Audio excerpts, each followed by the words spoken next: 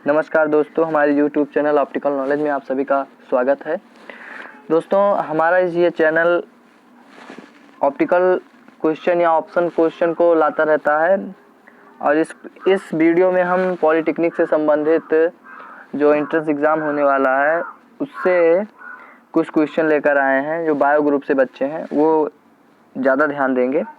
पहला क्वेश्चन है कि नर लिंग हार्मोन स्रावित करने वाली ग्रंथि कौन सी है? लीडिक कोशिका, सेमनीफेरस नलिकाएं, प्रोस्टेट ग्रंथि या वृषण। तो दोस्तों, जो नर मेल लिंग हार्मोन स्रावित करती है वो ग्रंथि जो होती है वो वृषण होती है। और फिर हमारा अगला प्रश्न है कि अंडाशय में अंडों के निर्माण की प्रक्रिया क्या कहलाती है?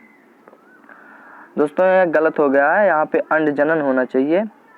तो पहला ऑप्शन होगा अंड जनन, दूसरा होगा अंडोत्सर्ग, तीसरा होगा अंड निक्षेपण, चौथा होगा अंड जरायुष्ता।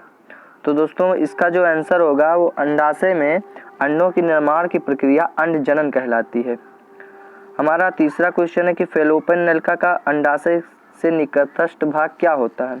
संकीर्ण पथ, वायु कोशिका, गर्भाशय ग्रीवा या तुम्बिका। दोस्तों, इसका जो आंसर होगा वह संकीर्ण पथ नहीं, संकीर्ण पथ नहीं होगा। इसका आंसर होगा वायु कोशिका। जो फैलोपियन नलिका का अंडाशय से निकटस्थ भाग होता है वो वायु कोशिका होती है। हमारा चौथा क्वेश्चन है कि एक्रोसोम का निर्माण कौन करता है? लाइपोसोम, गाल्जी बॉडी, माइटोकॉन्ड्रिया, केंद्रक। तो एक्रोसोम का निर्माण गाल्जी बॉडी द्वारा होता है। फिर हमारा अगला प्रश्न है कि ग्रीवा किसका अंश है? अधिवृषण का, वृक्क का, गर्भाशय एवं योनि के बीच का, फैलोपियन नलिका का। तो दोस्तों, जो ग्रीवा होती है वो गर्भाशय एवं योनि के बीच का भाग होती है, मतलब हमारा तीसरा वाला ऑप्शन सही है। तो हमारा फिर अगला क्वेश्चन कि गर्भ में स्थित बच्चे का मूत्राशय क्या होता है? मतलब जो गर्भ में भ्रूण होता है वो अपना मूत्र त्याग कहाँ से करता है? तो उसके लिए दोस्तों अपरा पोशिका होती है। फिर हमारा अगला क्वेश्चन है कि सर्टोली की कोशिकाएं कहाँ होती हैं? वृषण में, वृक्क में, यकृत में या अंडाशय में। तो सर्टोली की कोशिकाएं होती हैं वो दोस्तों वृषण में पाई जाती हैं। फिर हमारा आठवां क्वेश्चन है कि स्त्री में संसेचन कहाँ होता है? गर्भाशय में, योनि में, अंडवाहिनी में या अंडाशय में। तो दोस्तों, गर्भाशय में संसेचन अंड नलिका में होता है, अंडवाहिनी नलिका में होता है। फिर हमारा नौवां क्वेश्चन है कि मनुष्य में अंडाणु कैसे होते हैं? अपीतकीय होते हैं या सूक्ष्म पीतकीय होते हैं, मध्य पीतकीय होते हैं या बृहद पीतकीय होते हैं। दोस्तों, दिमाग लगाइए और क्वेश्चन का आंसर आप पता है तो दीजिए और नहीं पता है तो बताएंगे हम। दोस्तों, मनुष्य में अंडाणु अपीतकीय रूप से पाए जाते हैं। फिर हमारा 10वां क्वेश्चन कि मनुष्य में भ्रूण पर बालों का आवरण क्या कहलाता है? फर, प्रशल्क, लिबिडो या गर्भरोम। दोस्तों, जो मनुष्य में भ्रूण होता है उस पे जो बाल का आवरण होता है उसे गर्भरोम कहा जाता है। मतलब हमारा चौथा वाला क्वेश्चन सही है। उसके बाद आया 11वां क्वेश्चन, कॉपर्टी किसको रोकती है? अंडोत्सर्ग को, निषेचन को या दोनों को? अंडोत्सर्ग और निषेचन दोनों को या रोपण को? तो जो इसका आंसर होगा वो रोपण को। जो कॉपर्टी होता है उसे लगाने से गर्भधारण नहीं होता है। फिर हमारा 12वां क्वेश्चन कि ब्लास्टोपोर भविष्य में क्या बनता है? मुख बनता है, कर्ण बनता है, गुदा बनता है या न्यूरोपोर बनता है? तो दोस्तों, जो ब्लास्टोपोर होता है वो भविष्य में गुदा बनता है। फिर हमारा अगला क्वेश्चन है कि वृषण कोश में वृषणों का विफलन, वृषण कोश में वृषणों का विफलन क्या कहलाता है? वैसेक्टोमी,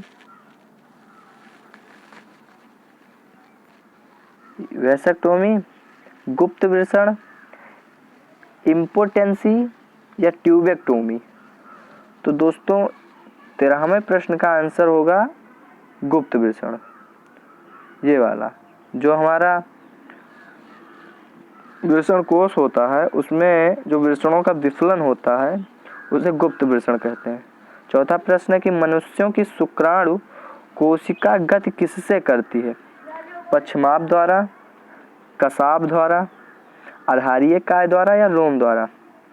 तो इसका आंसर होगा कसाभ द्वारा। जो मनुष्यों के शुक्राणु होती हैं वो कोशिकीय गति कसाभ द्वारा करती है। हमारा 15वां क्वेश्चन है कि स्त्री का भगशिशन अर्थात क्लाइटोरिस कैसा होता है? जो स्त्री का भगशिशन होता है वो कैसा होता है? हमारा पहला ऑप्शन है नर के शिशन के समजात, या निरर्थक अंग होता है, या नर के शिशन के समरूप होता है, या एक अपवृद्धि है। तो दोस्तों इसका आंसर होगा पहला वाला कि जो स्त्री का भगशिशन होता है वह नर के शिशन के समजात होता है। फिर हमारा 16वां क्वेश्चन है मनुष्य के 28 दिन के अंडाशय चक्र में अंडोत्सर्ग कब होता है? पहला ऑप्शन है 15वें दिन, दूसरा ऑप्शन है 20वें दिन, तीसरा ऑप्शन है 25वें दिन और चौथा ऑप्शन है 30वें दिन। दोस्तों सामान्य सा प्रश्न है, इसका जवाब आप कमेंट में दें, इसका जवाब मैं नहीं बताऊंगा। और फिर हमारा 17वां क्वेश्चन है कि अंडाणु में शुक्राणु के प्रवेश में कौन सहायक होता है? फर्टिलाइजिन, एंटी फर्टिलाइजिन, स्पर्मलाइजिन या निषेचन झिल्ली? दोस्तों 17वें का आंसर है कि स्पर्मलाइजिन। जो अंडाणु में शुक्राणु के प्रवेश में सहायक होता है वो स्पर्मलाइजिन होता है। हमारा 18वां क्वेश्चन है कि स्तनियों में किस प्रकार का विदलन होता है? स्तनियों में किस प्रकार का विदलन होता है? होमोब्लास्टिक, मीरोब्लास्टिक, सुपरफिशियल या इनमें से कोई नहीं? दोस्तों इसका आंसर होगा होमोब्लास्टिक। मनुष्य स्तनियों में जो विदलन होता है होमोब्लास्टिक तरीके से होता है। हमारा 19वां क्वेश्चन है कि कौन सा हार्मोन प्रसव को प्रेरित करता है? वैसोप्रेसिन, ऑक्सीटोसिन, जीएच या जिब्रेलिन? दोस्तों 19वें का आंसर होगा ऑक्सीटोसिन। जो प्रसव के समय हार्मोन स्रावित होता है और प्रेरित करता है उसे ऑक्सीटोसिन कहते हैं। हमारा अगला क्वेश्चन है अपरिपक्व अवस्था पर अंडे क्या कहलाते हैं? मतलब अपरिपक्व अवस्था पर अंडे क्या कहलाते हैं? माइक्रोलेसिथल, अंडमान या ऊसासाइट या जाइगोट? दोस्तों ये होगा, इसका आंसर होगा ऊसासाइट। जो अपरिपक्व अवस्था पर अंडे होते हैं वो ऊसासाइट होते हैं। हमारा 21वां क्वेश्चन है फाइकोलॉजी के पितामह के रूप में कौन प्रसिद्ध है? रिमथ, फ्रिस, पेपनफस या मोरिस? दोस्तों जो फाइकोलॉजी के पिता के रूप में फेमस हैं उनका नाम फ्रिस है। तो फ्रिस हैं वो फाइकोलॉजी के पिता के रूप में प्रसिद्ध है। हमारा 22वां क्वेश्चन है कि शैवालों के वर्गीकरण का आधार क्या होता है? वर्णकों के प्रकार के आधार पर शैवालों को वर्गीकृत किया जाता है, या कोशिका की भित्ति की प्रकृति पर, या संचित भोज्य पदार्थ की प्रकृति पर, या इन सभी का? तो दोस्तों इसका आंसर होगा इन सभी। जो शैवालों का वर्गीकरण होता है इन तीनों के आधार पर किया जाता है। फिर हमारा अगला क्वेश्चन है, दोस्तों ये क्वेश्चन 21वें के जैसा है लेकिन वहाँ पे वर्ल्ड की बात की गई, पूरे विश्व की, और यहाँ पे भारतीय की बात की है। मतलब भारतीय फाइकोलॉजी का पिता किसे माना जाता है? प्रो AOPR अयंगार को, या प्रो JN मिश्रा को, या प्रो RR मिश्रा को, या प्रोफेसर RN मिश्रा को? दोस्तों इसका आंसर होगा कि जो है फाइकोलॉजी के जो भारत में आविष्कारक थे वो उनका होगा प्रोफेसर MOPR अयंगार को। हमारा 24वां प्रश्न है कि जो निम्नलिखित में से किसमें गतिशील कोशिकाएं तथा लैंगिक प्रजनन नहीं पाया जाता? क्लोरोफाइसी में, मिक्सोफाइसी में, या रोडोफाइसी में, या फियोफाइसी में? दोस्तों इसका आंसर होगा मिक्सोफाइसी में। हमारा अगला क्वेश्चन है कि समुद्री खजूर का वनस्पति नाम क्या है? जो समुद्री खजूर होता है उसका वनस्पति नाम क्या है? पॉलीसाइफोनिया, एक्टोकार्पस, पोस्टेलेसिया या मैक्रोसिस्टिस? दोस्तों इसका आंसर होगा पोस्टेलेसिया। हमारा अगला प्रश्न है कि अगार अगार किससे प्राप्त किया जाता है? गाई गेरटीना से, ग्रेसिलेरिया से, या जिलिडियम से, या इन सभी से? तो दोस्तों जो अगार अगार होता है वो इन सभी से प्राप्त किया जाता है। हमारा अगला प्रश्न है किस वर्ग के सदस्यों से आयोडीन प्राप्त की जाती है? मतलब शैवाल के कौन से सदस्य हैं जिनसे आयोडीन प्राप्त की जाती है? ऑप्शन में है हरे शैवाल, भूरे शैवाल, लाल शैवाल, नीली हरी शैवाल। तो इसका आंसर होगा भूरे शैवाल। जो आयोडीन प्राप्त की जाती है वो भूरे शैवालों से प्राप्त की जाती है। हमारा 28वां क्वेश्चन है कि सिनोबियम का क्या अर्थ है? सिनोबियम होता है उसका क्या अर्थ है?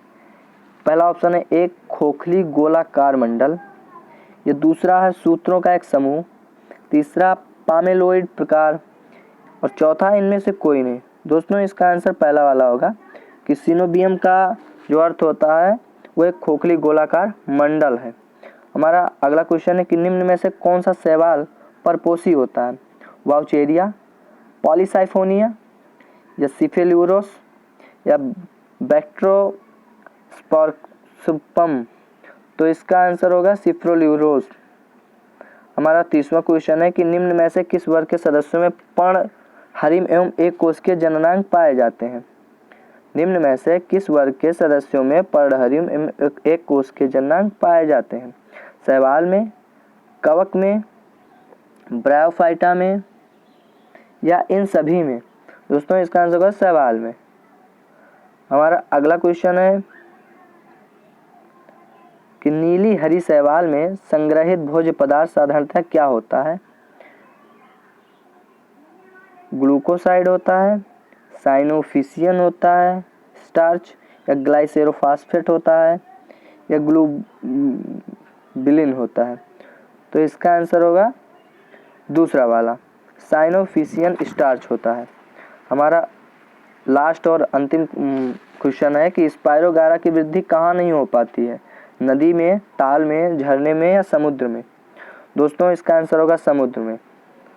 दोस्तों वीडियो को पूरा देखने के लिए बहुत बहुत धन्यवाद। दोस्तों चैनल को सब्सक्राइब नहीं किया तो सब्सक्राइब करें ताकि हम जो अपने नए वीडियो अपलोड करें वो आपको पहले नोटिफिकेशन उसका प्राप्त हो और आप पहले देखें। और दोस्तों जो क्वेश्चन मैंने छोड़ा है उसका आप आंसर बताइएगा, कमेंट करिएगा। नहीं जानते होंगे तो उसका आंसर हम आपको बताएंगे। धन्यवाद।